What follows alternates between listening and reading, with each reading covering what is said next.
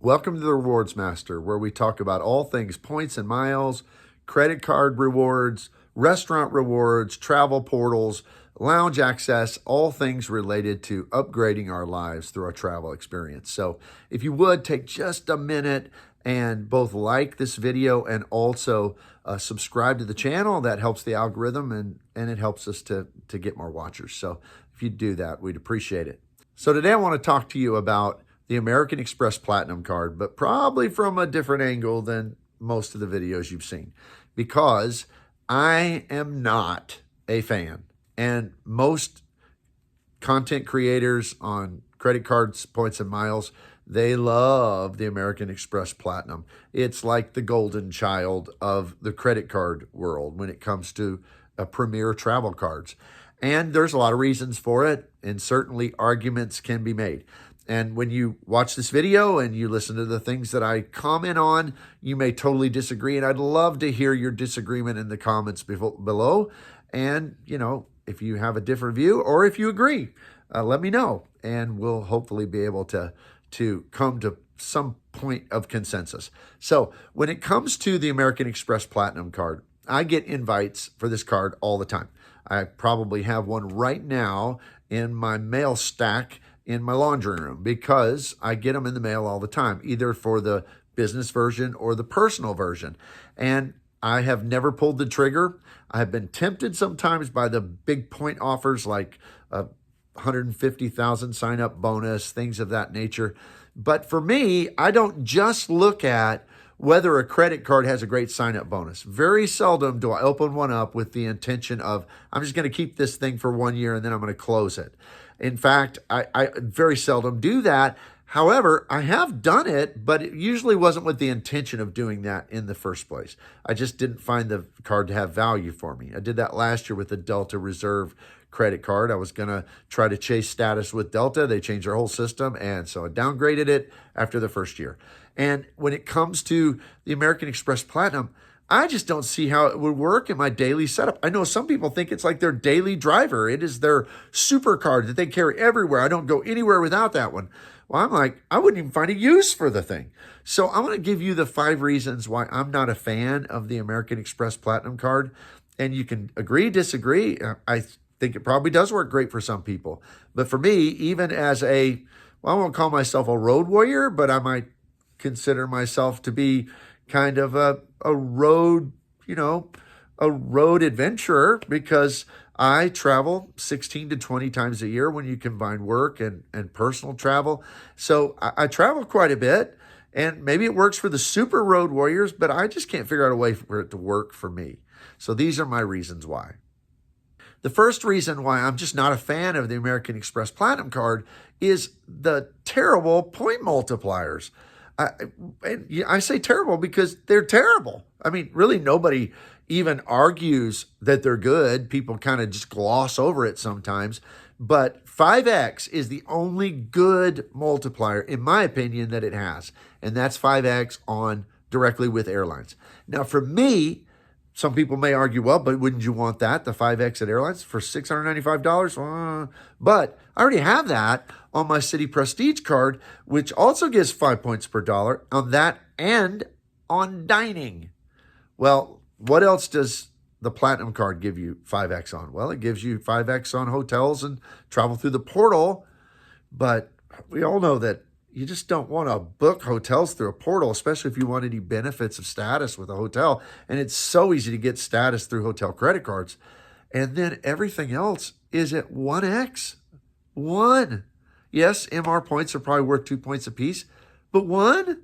1 on dining? 1 on gas? 1 on... I mean, I realize they're wanting you to have it and the gold card or it and the green card, and they're wanting you to do a full combo and pay like an insane amount in annual fees, just a one issuer. And to me, it's just like, why do people think this is just the greatest thing ever? And I understand most people probably aren't using it as their daily driver. They're just looking at all the great perks and benefits. But I still, every card I have, I look at them and say, what use case do I have for this in my life on a daily basis? And there just wouldn't be any for the American Express Platinum. Now, you may have found a way to make that work for you, and I'd love to hear about it. But for me, that's just not going to work. The second reason is pretty obvious, and that is the gigantic annual fee, $695. $695. And yes, I know, $1,400 plus in credits.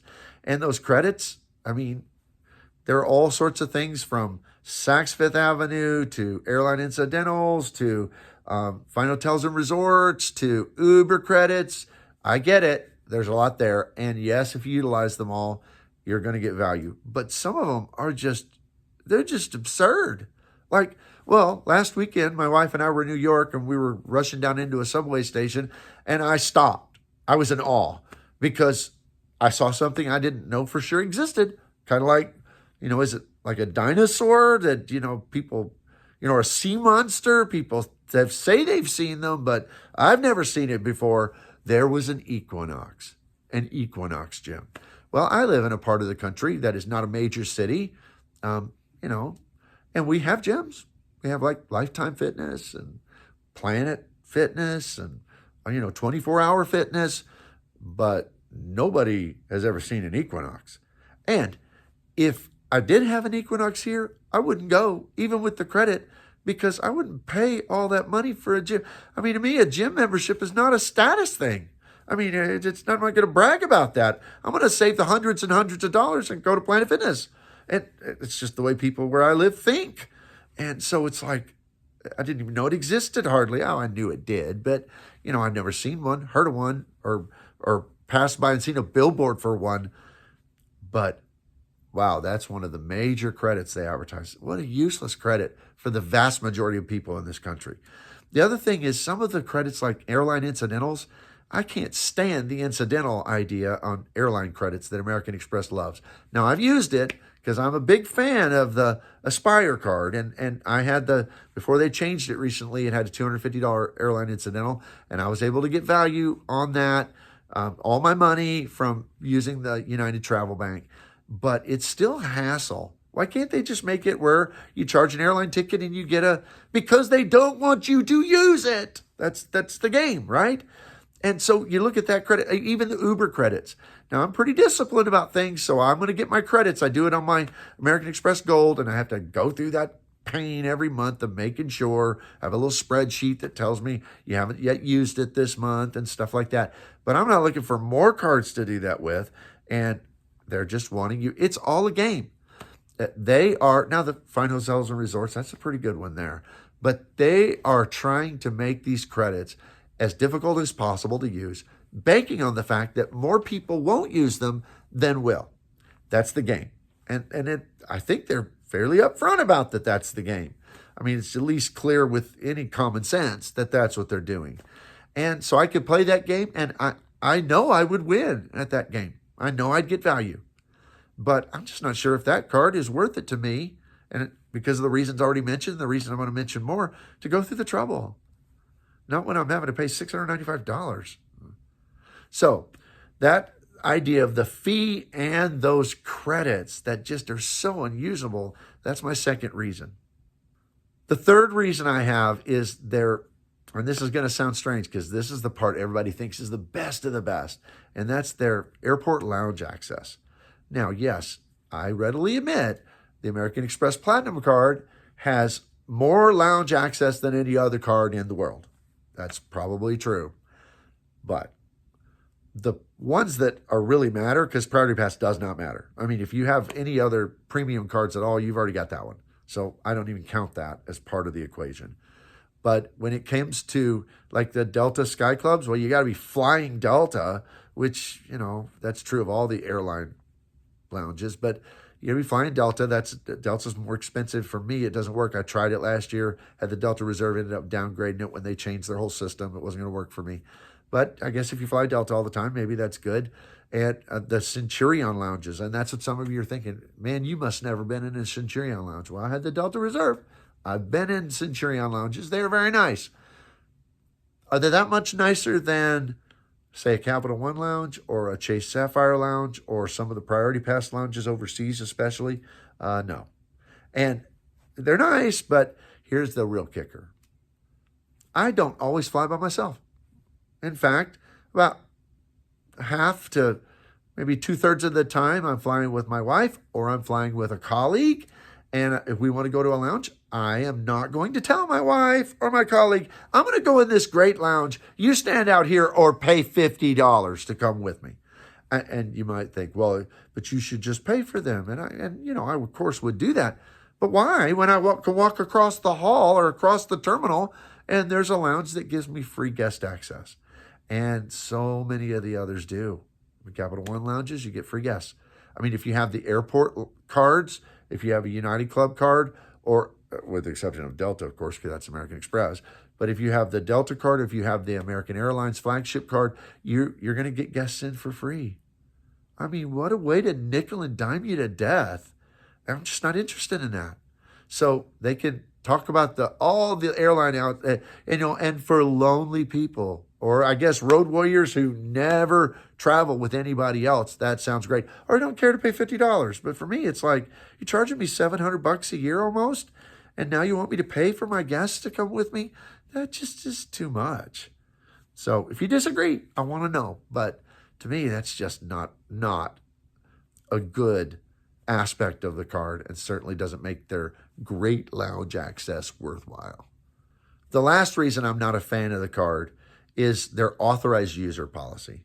Okay, some premium cards will charge you $75 to add an authorized user or some other amount. But wow, I mean, from $175, that's even gone up now to close to $200. And you're doing that so they can get in free lounge access as well when other cards give you free guests. So to get that, yes, it's almost $700, but if you want guests and you both want to be going in a lounge and only that person, because they're the authorized user, it's only close to $1,000. What? It blows my mind. And so to me, they've done a great job of marketing this as a premier card, that it is a status type of card. And I suppose if that matters a lot to some people, great, go for it. If some people, I assume there are road warriors who have a Centurion lounge in their home airport. I do not. Many people do not. The only time I would ever be able to use it is on layovers. But if it's in your home airport, you fly by yourself all the time, every week or every other week, whatever, maybe that makes sense. I can acknowledge that. But, wow, I've done the numbers, run the math every which direction. And I can't see that it makes sense. Now, will I get it someday? Maybe. And it won't be hypocrisy, because if I get it, it'll be just to get the sign-up bonus and then to downgrade or to change it. But still, I just don't see it fit into my travel setup. I'd love to hear if you agree, disagree, the reasons why. Put your comments down below. But until next time, we'll see you.